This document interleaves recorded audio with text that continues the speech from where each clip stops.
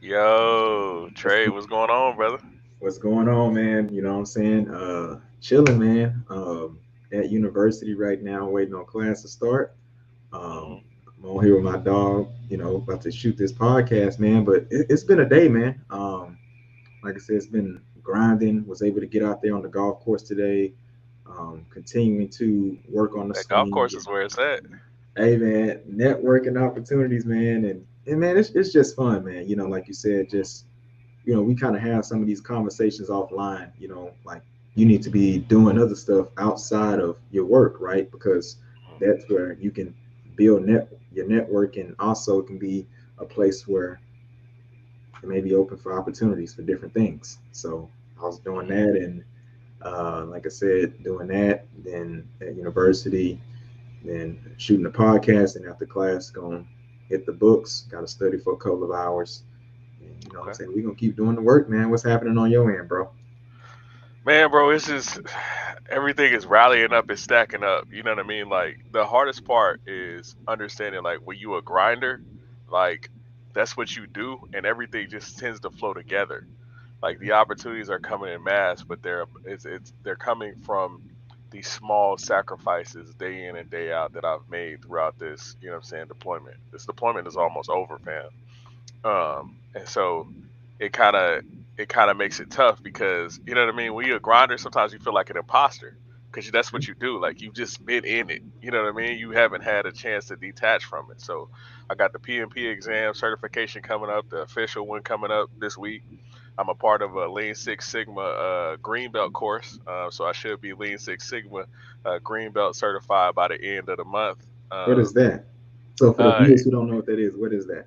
So Lean Six Sigma is a project management methodology, right? So it focuses on leaning out the process, you know what I'm saying, and streamlining your processes. And then the Six Sigma is it stands for 99.6666%. So it's a deviation of the mean of a standard, right? So it's basically about quality control. How can we create this thing? So they go through five different phases. So you got the define the problem, measure it, analyze it, uh, improve it, and then control it. Right. So if you go through all those steps, and there's a bunch of calculations and stuff in there as well, and just looking at the situation for what it is, you can lean out the process and make it more efficient. Because a lot of times, if you got manufacturing issues and different things like that, you know what I'm saying, you want to make sure that you have a quality product, you know what I'm saying, that way you can get a better product to the customers. And you can use that with any process flow, but it was offered here by the camp. And a lot of times when cats go on deployment, your moms was in the military and everything. um, a lot of cats talk about how the military don't have opportunities, but the problem is they spend a lot of deployments trying to turn up, or they fighting, we in Africa, there's always a crisis, right? So it's kind of hard for people to stay and do different things, right? But at the same time, there's always something that you could be doing in different ways. So you gotta pick, what you do and how you do it. You know what I mean? So um, that's really what we're doing. I'm kind of just at this point, I'm padding the stats from the work that I've already put in. And that's what it's all about. That fitness, finance, growth, and leadership. If you got two, the next one is coming. And I'm glad you touched on that. It's a little chilly in this building where I'm at, but make sure y'all go purchase a shirt. I got the Bag Talk shirt too as well, so make sure y'all go grab one of those. Like I said, it's a little bit chilly in here, but make sure y'all go grab one of those and Yeah. support the channel. And yeah, man, I think that's I think that's awesome, man. And it's one of those things, kind of like what I see, like what you're doing, like getting up early and all that stuff. Like sometimes it can get very difficult because you question, like, why am I doing this, right? But it's kind of like a compounding effect. And as you look down the road, like a year later, it's like, man, now just imagine if I wasn't getting up that early, or if I wasn't doing that, would I be where I'm at today? So it's just one of those things that you gotta you do, right? Like Yeah, that's what makes you great. Doing what you don't want to do. I mean, you don't want to do it, but you still you gotta know, do but it. there ain't no way like you can be, and the truth is, there's no way you can fully be switched on 24/7. Like it's just no way, bro. It's a lot of days when I wake up to work out or I wake up to get this bag, you know what I'm saying? That I'm like, bruh, like this is trash, and then I just shut my mind off and go get it. You know what I mean? And but it's multiple days of that included with some, oh, I've accomplished some things along the way. That keep you going, so in the right direction. So as a team, we move in the right direction. And then also, I'm getting a bunch of project. JoJo said he asked if I was in the sales area. No, not necessarily. I have been in sales, but I'm going into a portfolio project and program management. Um, and so lately on my LinkedIn, I've been getting a lot of feeders because remember I talked to the podcast about getting certifications. So while I was here, I've been getting small certifications like through Coursera. And so I've probably gotten, while I've been here, I've probably gotten anywhere between 6 to 10 different certifications through Coursera and some other programs that they offer here. I just been about that bag. People see me, studying sometimes at the little. Sometimes they got a place where we have, a couple beverages. You know what I'm saying, the officers club or whatnot. Sometimes people see me in there studying, and they're like, "What are you doing? What is this?" I'm like, "This is the same foundation that I set years ago, fam." You remember probably when I was taking my laptop, In the to, car. the lounge, and I would go there, have my beverage, and put in work. But that's normal. That's a system that we put in place. So not necessarily in sales, but here's the thing, Jojo. Everybody is in sales, whether you realize it or not. And so if you are able to capitalize on that, it will make you, a lot of money and a lot of opportunities. And now I'm at a level where I'm starting to figure out it's not about the money, but it's about the opportunities that you can create, with the experience that you put in and the work and continue to learn and grow, man. I'm always getting humbled all the time by leaders with a bunch more experience than me. So, uh, that's the cool part. Uh, he said, yeah, you did. You just haven't emailed me back, fam. But I know you're busy. Keep grinding. Oh yeah, facts. Yeah, that exam is this weekend. I'm gonna get back to you, bro. Um, yeah, I'm gonna get back to you. I didn't even realize that you had sent me an email. Um, so, but Trey did mention it before we actually got on the live. So I'm gonna check that out and get back to you, family. And we'll sit down. And we'll talk about it. But right now, I'm also kind of leaning out things because I'm 60 days out. What I'm saying, roughly, from actually making it back stateside. What I'm saying, coming back to America. Africa has been nice, but I'm saying, I got to get back to, what I'm saying, my family and drive my new whip. So it's gonna be lit, man. Got me a little Audi while I was over here. What I'm saying. Ain't got no miles on it, bruh. No miles on it, family. Doing the So thing, man. it's lit, man. Came over here and accomplished the things that I wanted to. And so yeah, so we gonna get into it. Today's topic is about Airbnbs, and we got this video right here that I'm gonna pull up and show from this gentleman here. Uh,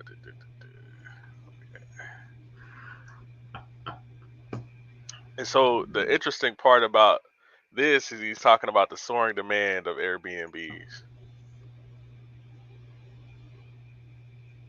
Get this bad boy to load up.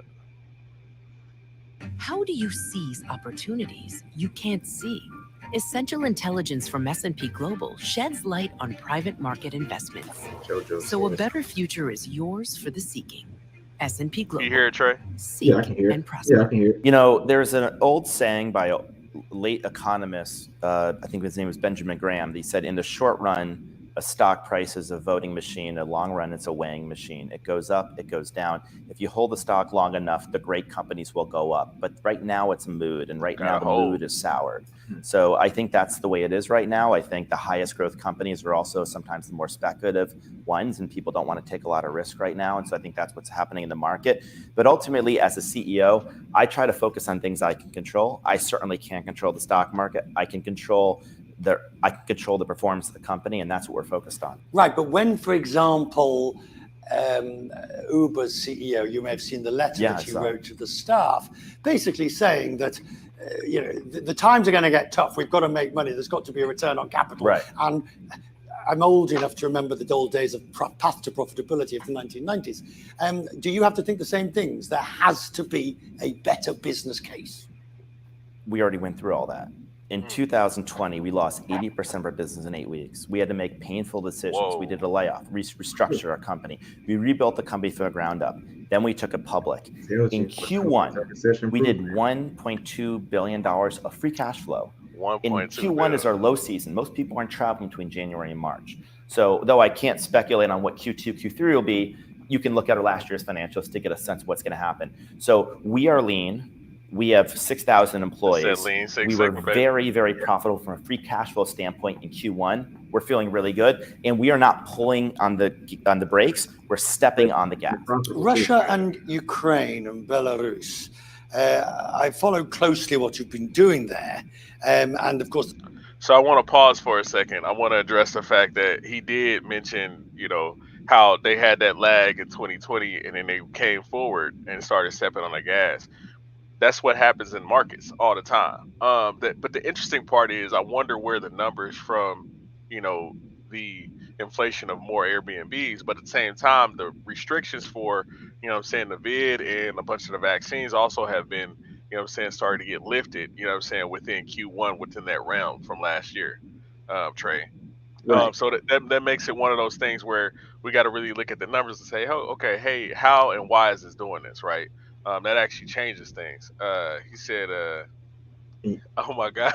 He said, hey, JoJo said, I really hope Airbnb start building apartment projects. Yeah, that'd be interesting, bro. It'll be interesting to see that, bro. They're going to have to call you if they start doing that. Hey, you know what I mean? Let me see. Let me check it out. You know what I'm saying? Make sure y'all got the right plan in place, And what you just said will had to definitely touch on what we're going to be talking about a little bit later on in the podcast as well, about that uplifting of the bid. Yeah. Because that's their first time being profitable, Airbnb, I think. Yeah, well, and I think a lot of people, they forget that the doggone Uber, they wasn't profitable for years. They weren't profitable for years, and when they did make profit, it was on a different hinge. You know what I'm saying? So I think a lot of people think that in business you need to be profitable. In business, a lot of times you need to build and figure out where your customer bases are and cater to your customer, right? The customer defines what the product is. The customer defines what you need. But if you're not listening to the customer, that's how businesses fail. And sometimes you got to take and hold the L to actually spring forward. We talked about a situation offline with, with merchandise and things like that, where, I've had to sit on stock, but that's a part of business. You don't go into business expecting to win every battle. You know what I mean? And so you got to go in there expecting the L, but you got to be prepared for it, right? I put money away and did different things, through deployments and stuff like that, and made sacrifices. Like I've been deployed 2 out of 3 years, right? So that way I could springboard, that way I could, product sample, that way I could move merchandise and figure out what the market actually looks like. And then take that data and move smartly, right? So that changes the game. There's a lot of misunderstandings over what your policies are and where you are. Chance to clarify.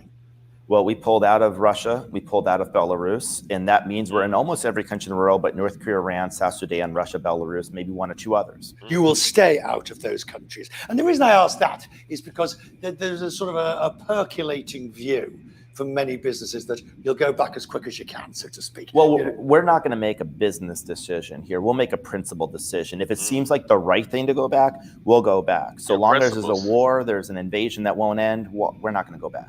All right, let's go and have a look at this palatial residence. Oh, yeah, we're going to go upstairs. Who is this? Yeah. What are you doing? Are you eating this? Who is this? This is 𝗬𝗢𝗍𝗵𝗲. The reason her last name's Supernova is because she has more energy than a collapsing star. She's a 9-month-old golden retriever. Wow. And she travels everywhere with me. And we only book Airbnbs that allow dogs, and she comes with me, and she's a good time. What makes a good Airbnb in your view? I think the simplest way to describe it is a home that feels like home. Yeah. So it feels like home, meaning it's comfortable enough you could live there, not just for a night, but indefinitely. What makes a home? Personal items, lots of different furniture, like a host that like kind of put things out with care. So places to relax, like You know, you go to a hotel room, there's like not really a lot of places to sit. You can sit in the bed, you can sit in a little chair. In a home, like there's like kind of unlimited places to relax. Do you think they are you still fighting the battle against regulators in different cities, or has that been and gone, or you won some, you lost others? I think we're kind of in a new chapter where we're actually much more partnering with cities than battling cities. We've collected $4 billion in hotel tax already. We have agreements with the vast majority of big cities we operate in. So we're mostly in a partnership right now. And actually, when the pandemic happened, a lot of countries and cities and states reached out to us because they had big tourism shortfalls. So it used to be cities reached out to us and it wasn't a good thing. Now they reach out to us and it's, you know, better circumstances, at least for us. Yeah, bro, that's awesome. It's awesome how the pendulum swings in business, right? Often, you know, they talk about, you know, keep your enemies close. You know what I'm saying? A lot of times closer than your friends. And it's one of those things where, because you never know, especially when it's not a situation where it's life or death, where that opportunity, that issue can become an opportunity, right? A couple of days ago, I posted on Instagram. It was a Drake lyric, and he was talking about, "I can't continue to burn down bridges to light my way."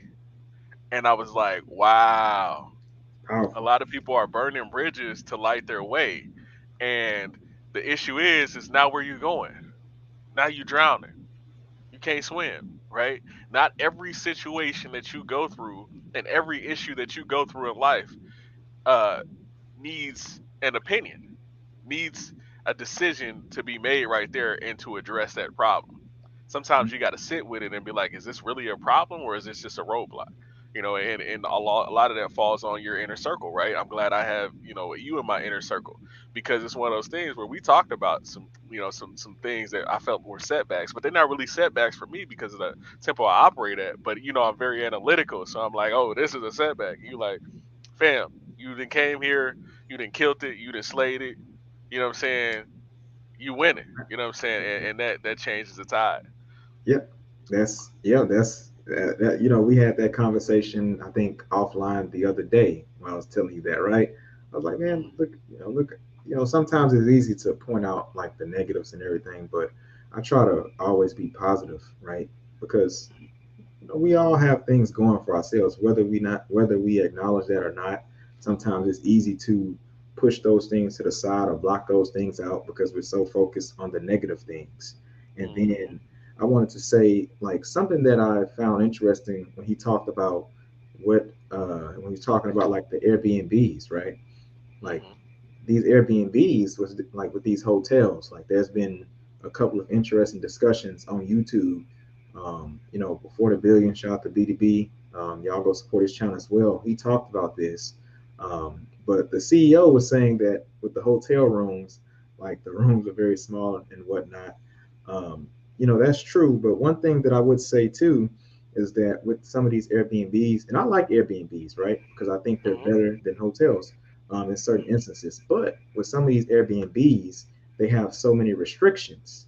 And then there's been stories about people having cameras hidden in rooms and all this different stuff like that. And so some of those things that are taking place can actually make the experience so negative. Yeah, 100%, bro. And I'm glad you brought that up because I had this TikTok video that I wanted to show that kind of talked about the negative from the fact of ownership as well. I think let me see, so JoJo brought up the negative piece. The issue with Airbnb is the security and insurance policy. You know, the crazy folks are damaging the properties and leaving the owners to clean up the mess. Yes, and they can sue in certain circumstances, and you can have issues. I had, you know, back in the day when I was hustling, I was living out of my car, and I was doing the Uber in Chicago, right? I used to rent Airbnbs, but my issue is there was a quality control, you know what I'm saying? And I was like, okay, I need this spot, whatever. But they didn't put the details of the spot. And at that time, I probably weighed an extra 50 pounds, so I was having issues with snoring and stuff. It was on me, man. You know, we talk about taking personal responsibility. I was snoring, and I got blocked from the Airbnb, fam. Like they was like, hey, fam, you can't come back here, Really? which is fine. It sometimes it's hard to see that mirror, like, you know, whatever. But at the same time, I should have spent a little bit more money to get a more spacious Airbnb. But that's also the issue of being a lot of people they would Airbnb out their homes while they were there, which is that's a tough sell. You know what I mean? like Like a something that like could be that. a real liability issue, and it taps into that. But I'm gonna share this video real quick, kind of talking about the ownership side of the Airbnb.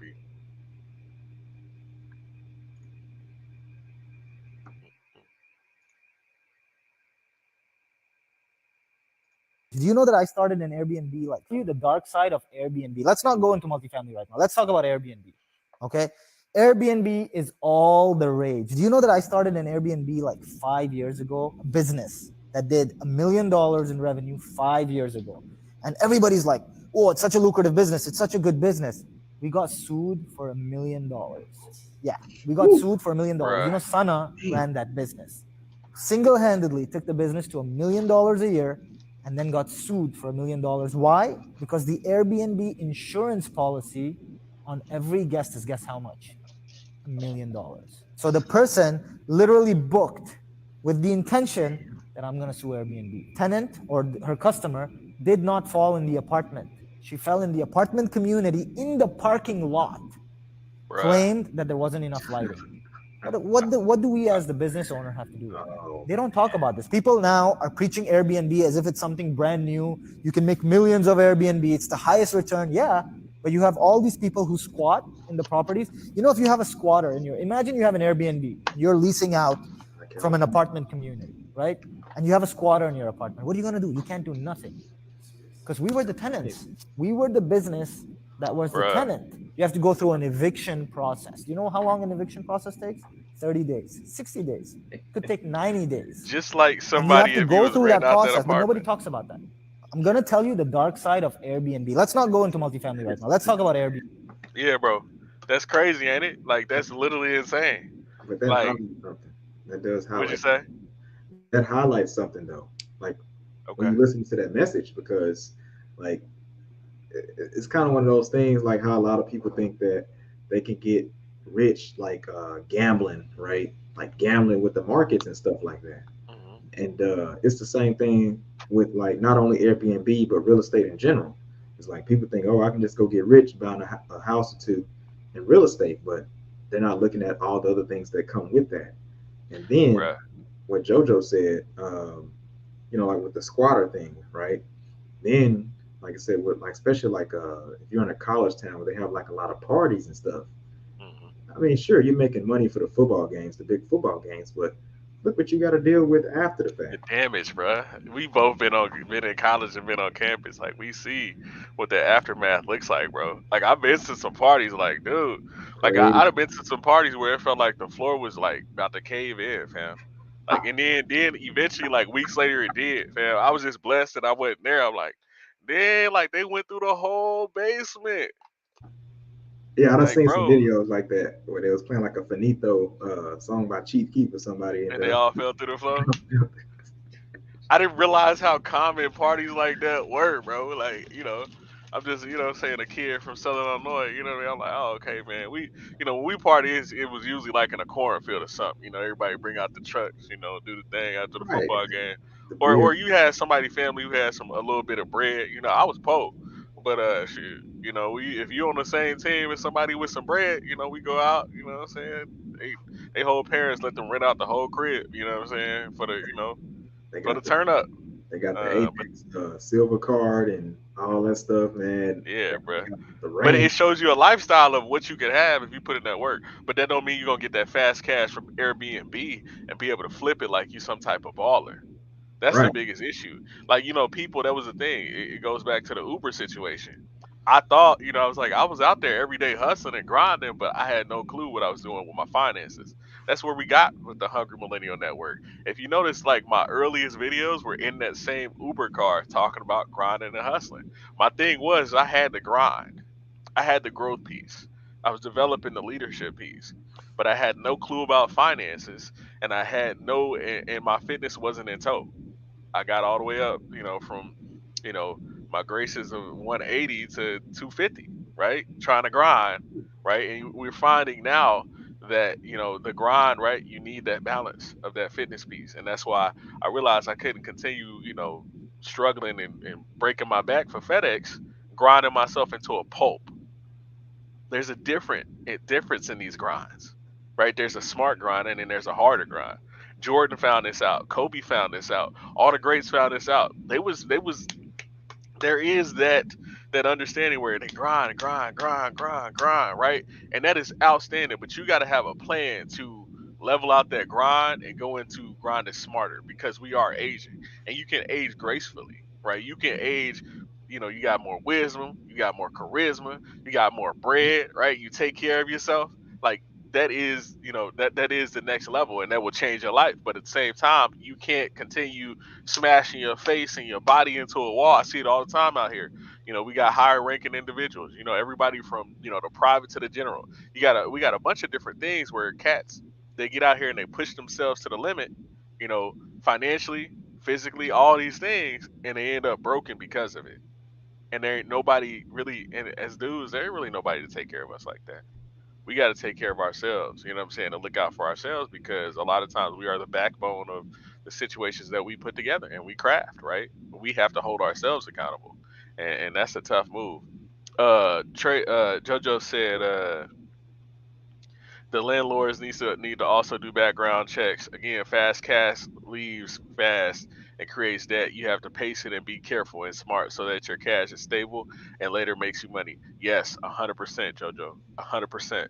Yeah, And go ahead.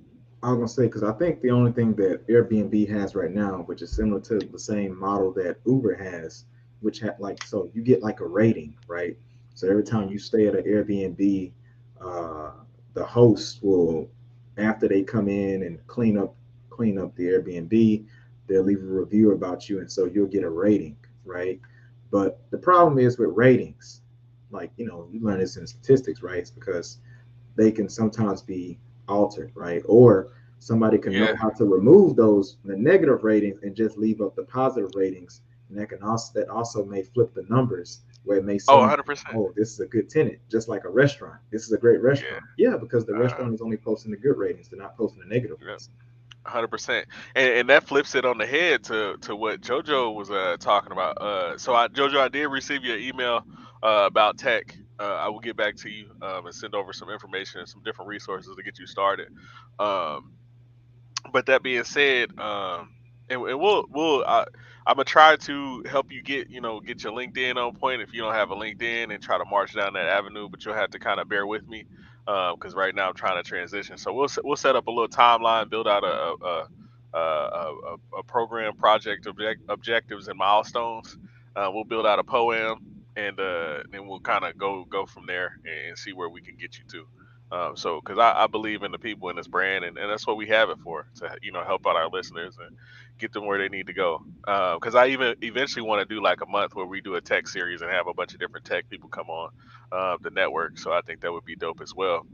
But get back to it. You got people that can hack a system, and actually hack the reviews, and then get even more reviews on there. I almost guarantee if you go to Fiverr, like, you can get, somebody that knows how to do something in some country to get your views up. And so numbers are also skewed.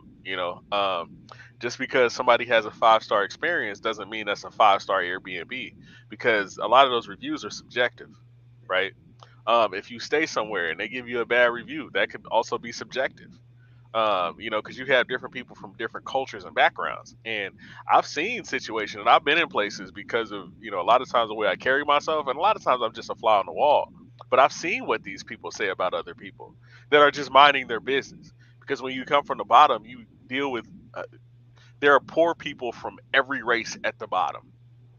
And so when you deal with different people, you understand there are just different, varieties of culture. But a lot of people, they don't deal right with culture.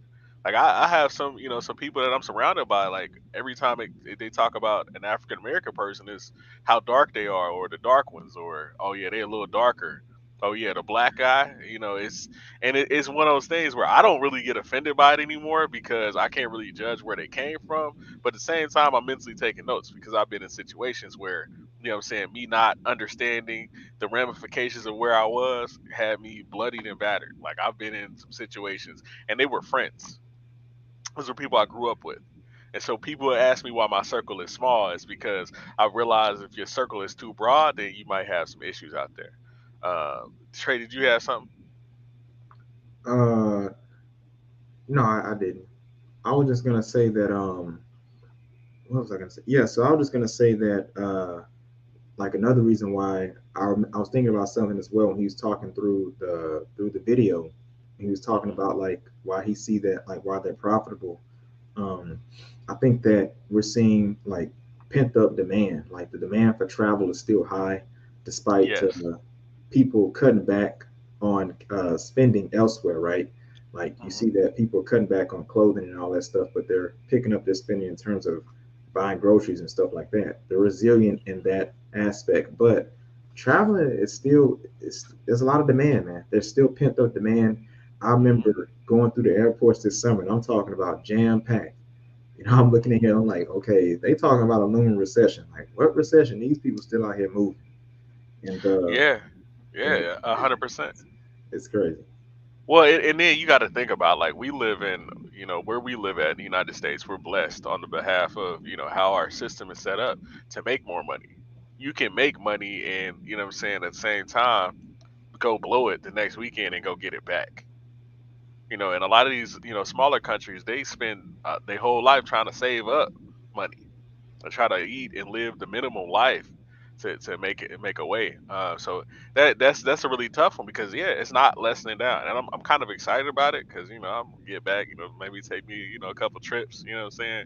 Maybe Especially, even come see my bros. We all get together. You know what I'm saying? Chop it up, have some dinner or whatnot.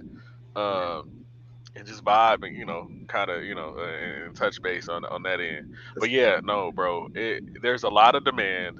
There's a lot of opportunities.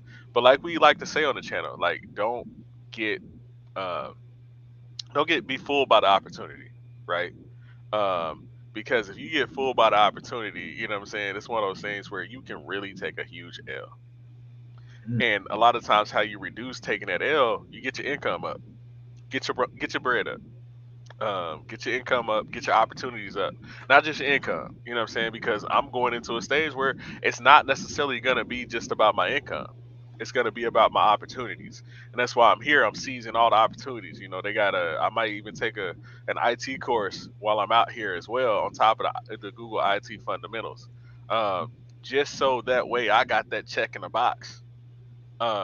And so it's one of those things, but the more boxes you can check and the more you can apply that knowledge, the better off you're going to be in the long term because you're not stuck, right? Every day when I go and check, Trey's Instagram, I do spot checks on my team. Uh, he's always in the books studying some finance, trying to break down a finance piece, trying to, okay, this is how this calculation is going to look for the future. You know what I'm saying? He's exercising those education muscles that he put together, right? So he got the muscles. Now he putting that flexibility and that tension in there. He's putting that mobility into those muscles to where he can actually use them, right? Because your muscles don't mean nothing if they just look good. You got the stats, you got the degree. Oh, you got the big muscles, but can you lift some stuff? Can you bend over? Can you run with your kids? Can you move gallantly when you're on vacation, right? You got people that go out and get buff. They make these videos. They oiled up, and as soon as the video is done, they hurt, they tired, right? I We know a want you couple to be people able to, like that.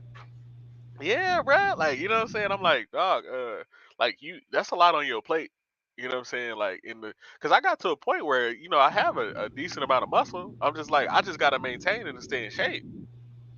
And so it's one of those things where you're doing that, you're like, I don't need to eat 8 million pieces of food. You got to balance that because you're thinking long term. With this Airbnb thing, we want y'all to think long term about getting the bag, about leveling up, and about doing those things, man.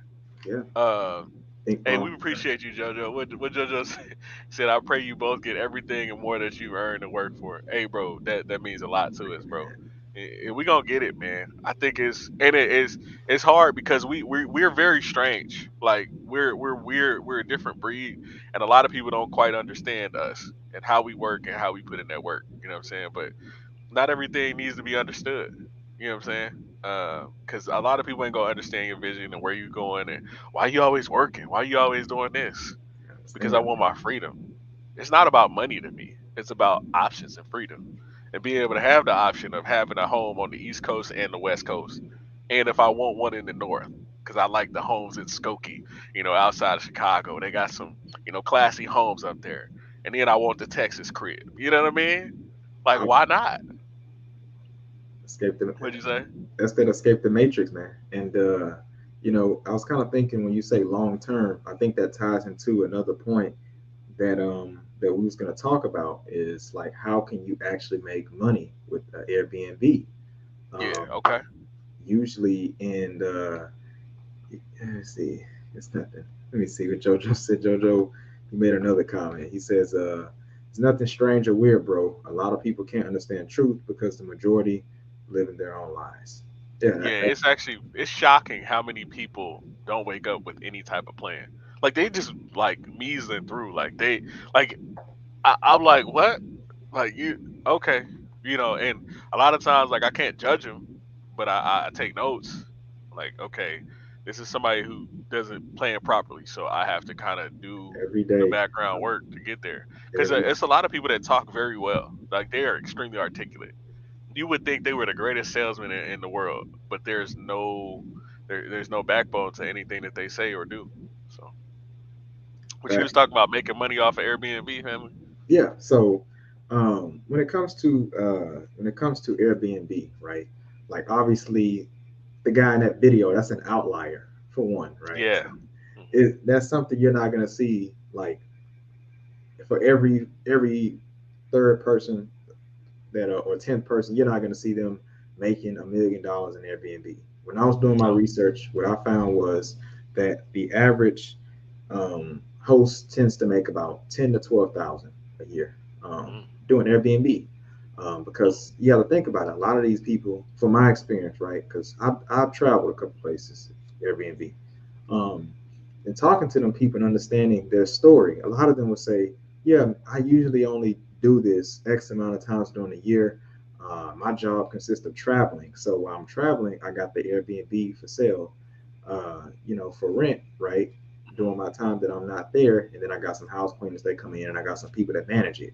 So that's usually one way how the hosts usually make money. Now, the next question should be, what if I'm not a host? Well, then if you're not a host, then you can look into something such as property management. It's no different than managing properties that's not listed on Airbnb. It's the same thing. And usually you can do that. And from my understanding, usually people that do property management for these Airbnbs, they usually get about 20 to 30% of the nightly rate for the place. Oh, outstanding. So, and that could be lofty, man. Like especially like when I was in overseas in Europe, man. Like if you're in Knightsbridge or Mayfair, like anybody that be over there, that's the affluent areas. You got Airbnbs going for about $400 to $500 a night. So yes, if you're a property manager, 20-30% of that. 100%. Well, you also talking about being in major cities and in different areas and things like that, and knowing the lay of the land. If you in a college town and look into property management, and make sure you have the infrastructure to support that decision as well. We don't want you going in blindly saying, "Hey, I'm a property manager. This is what I do." Sometimes it is just jumping in and figuring it out. But at the same time, if you can do some preparation on the back end, do that preparation. Understand the headaches that a property manager is going to go through, so you can set expectations with your family. Understand what hey, how much can I make off of this? What's the profit, right? Okay, what processes and issues are people having, and what successes are they having? What are they doing right? We talked about the on-demand piece when it came to, or the in-demand piece when it came to the video, the comfort level. Okay, they got dogs. Okay, is that something that you feel comfortable dealing with? Okay, they got extra pillows. It feels like home, right? Oh, are you gonna be the type of property manager that makes sure the snacks is in there, right? Sometimes even if it's not necessarily coming, and we got to look at this long term, right? Sometimes even if it's not necessarily coming out of the owner's cut and it's just coming out of that little, so you making 30% and you donate 5% to making sure there's some snacks in there, right? They might leave you a tip or a great review, and that funnels into more positive interactions, right? The more people, the more opportunities, and the more awesome experiences you give people, the better off you will be long term. Yep. Absolutely. And here's the thing. It ties to the Pareto principle. 80-20, right? 20% of the work is, you know what I'm saying?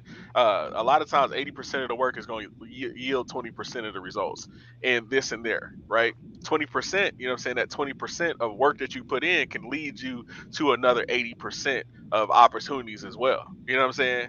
But it's that small amount of work that you're able to put in. Even in the workplace, a lot of times it's 20% of the people that's putting in, you know what I'm saying, 80% of the work. You know what I'm saying? Or that 20% of people that you can rely on, you know what I'm saying, to keep the 80% in line, right? That's why you don't see a lot of managers. You don't see a lot of CEOs. You don't see a lot of directors.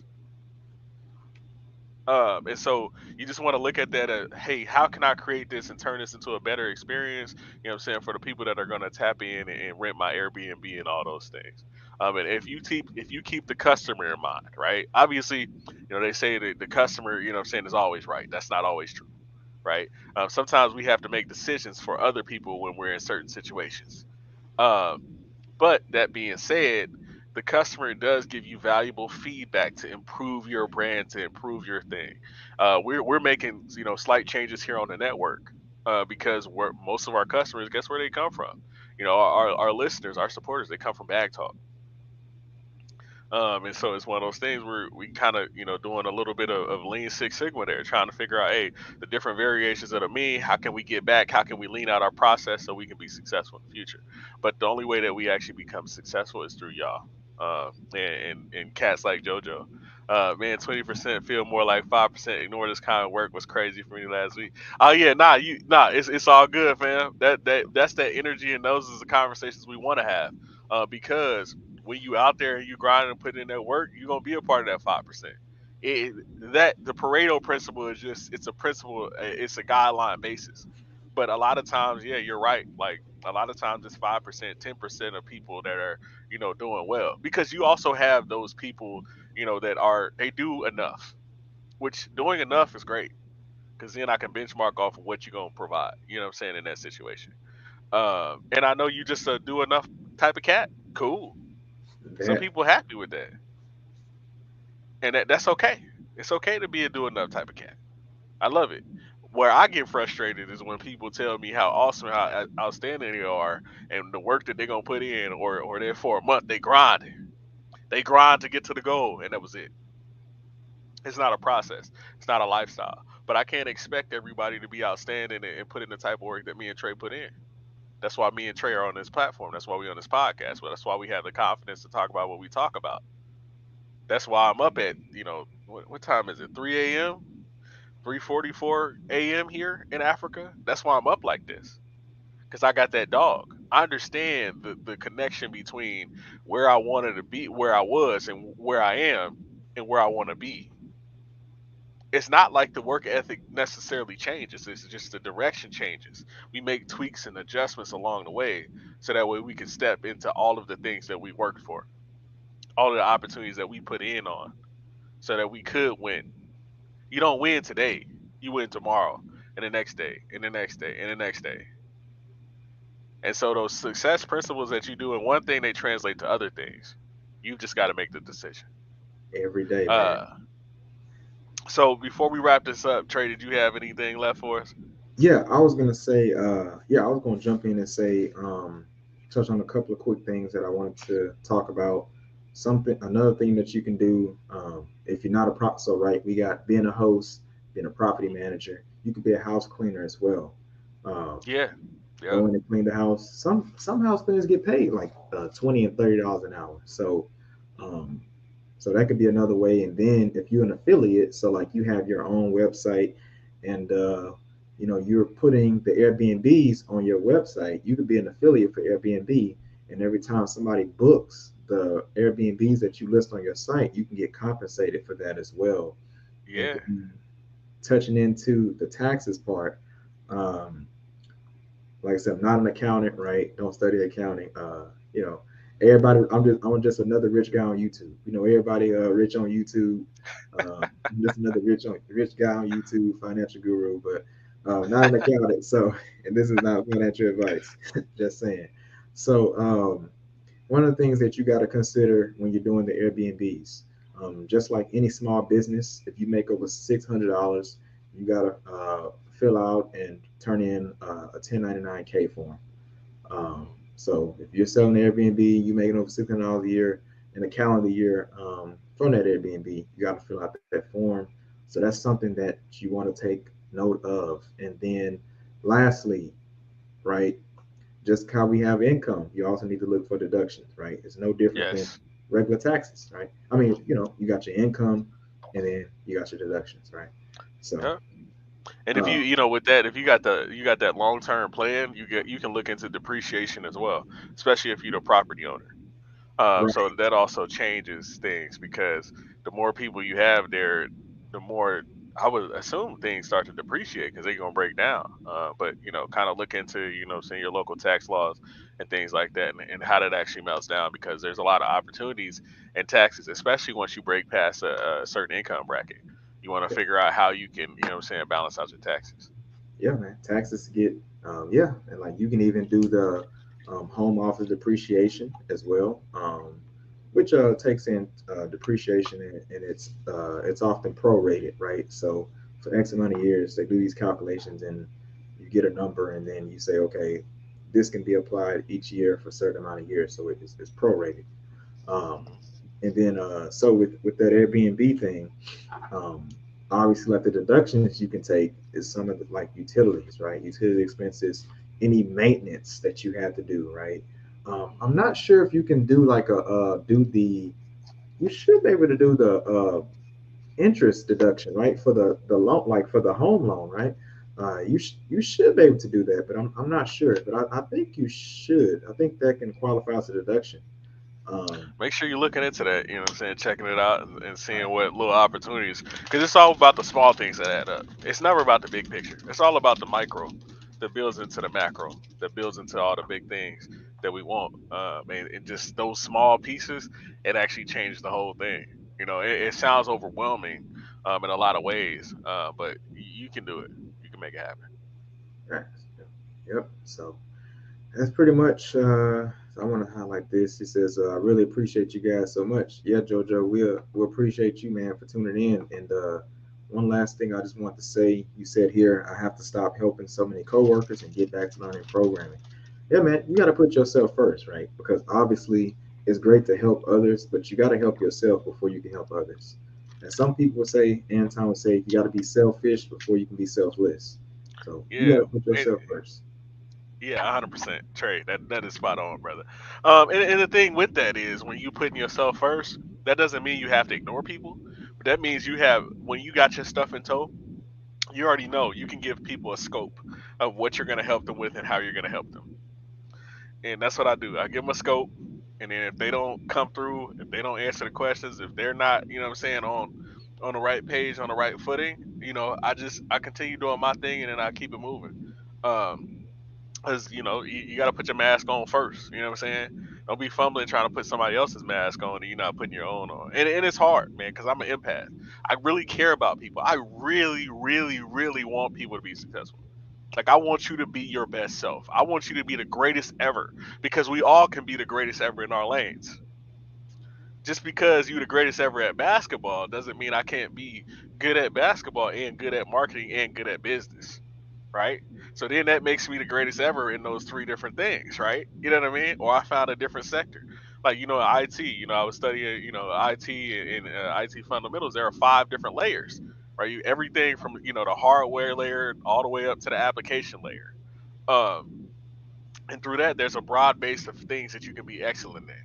But you want to make sure that you're working on your excellence. So that way, your excellence, and a lot of times, your story and your excellence that you put into yourself, it will radiate through others because you're just that much more prepared. You've got that many more opportunities. You've made the connections because you have gone down the path of success. You've made those connections to put other people on. Now your network is really your net worth because you're more valuable to society. And where you're valuable to society, you know what I'm saying, you're gonna get paid accordingly. There's a reason why a lot of people that are successful continue to make more money because they are paid according to the value that they add to society. Yeah, man. Hey, the Outliers by Malcolm Gladwell, excellent book. So without further ado, we ain't gonna beat y'all ears more than an hour. But we really appreciate y'all tapping in, especially you, JoJo. I'm gonna get back to you, fam. Right after this podcast, I'm gonna send you an email and get back to you. I can't promise that within the next 2 weeks that I'll be able to really put something down, but we will work on it and we'll work through it and try to get you guys to the right path. Because what I want to do is, I'm the type of guy, I want to give you your time, right? I want to give you a quality experience of how we can get you from here to there, and that may take further resources and research as well. So yeah. And I'm gonna tap in with you after the show, JoJo. I haven't forgot about your message as well, talking about getting the licenses and all that different stuff. So I got you. All right, outstanding. Anyway, without further ado, this has been another episode of Bag Talk 101. I'm Tommy. I'm Trey. And this is Bag Talk 101. We appreciate y'all.